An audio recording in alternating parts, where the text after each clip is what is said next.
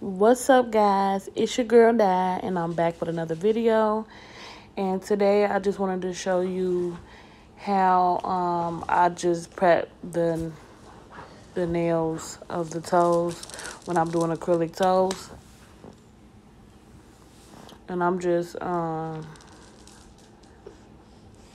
taking the shine off her nails, making sure I get real close up to the cuticle so that it don't, lift and just come off. So that's what I'm doing. But I don't have my e-file up high at all. It's on like 3 or 4. And I do that for all 5 toes. And then I do go back in where I see like some stuff on the cuticle, because it's important to really get up in that cuticle area and get all of that dead skin so that the acrylic won't lift. And then I do the same. This is the same process as I would do actual nails, but I just wanted to actually show you guys how I do it. This is in real speed. It's not sped up, and you guys will see for yourself that I do the same thing. Now, I do recommend that you have different supplies for your feet separate from nails, just because you don't want to really be mixing them. That's why when you get a lamp, most of the time, if it has a bottom, it could come off, because you don't want to put feet and hands on the same thing. So that's something to think about when you're going to buy nail supplies.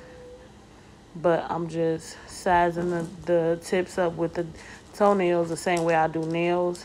Now, for me, I noticed that when I do toes, and everybody's are different, but the nails are normally, from when I go from pinky to big toe, it literally was like a 10, 9, 8, 7.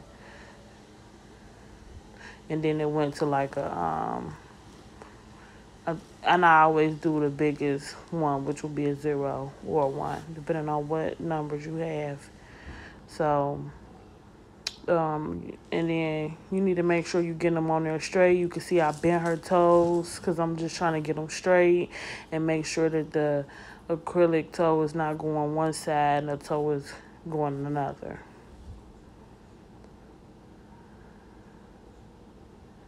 And I do that for all 5 toes. And after that, I go in and cut them. I didn't do much filing at all, because the way I cut them straight. And for this look, people pretty much like a square look for the most part for this look on the toes. So you don't even have to do any type of shaping. Just cut it straight across. And if it's straight, it's straight. If not, go in with the hand filing and shape it. And I use the clear toenail for this one, because the biggest one that comes in my nude, well, my regular color, tips, is not big enough. And neither is this one, but it's bigger than that one. So that's why you see me do that. And I also, like, when I do the first foot, and then I go back in and do the second foot, before I apply the acrylic, I make sure they're even. And I do that also before I put the top coat on when I'm done, because if they're not, I could just go back in and file it, and then that's that.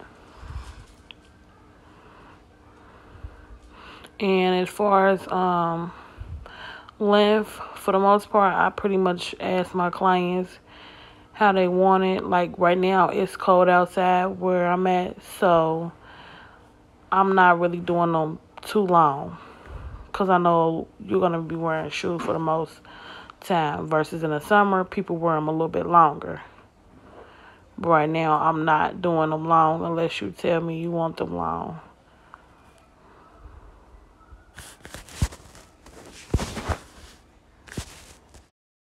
But that's pretty much it. Went through, clipped them all even. Then I use swipe, no lint wipe, with the swipe. Did all 10 toes, cleansed it with that. And then I went in with my protein rod. And yes, I did do 2 coats just because I'm a 2-coat kind of girl. I just know with 2 coats, it's not going anywhere. So I use 2 coats. And that's all. I do have a little quick clip at the end of how they turned out, but I'll be uploading the acrylic later tomorrow. So thank you guys again. Like, comment, subscribe, and I'll catch you guys in my next one. Bye.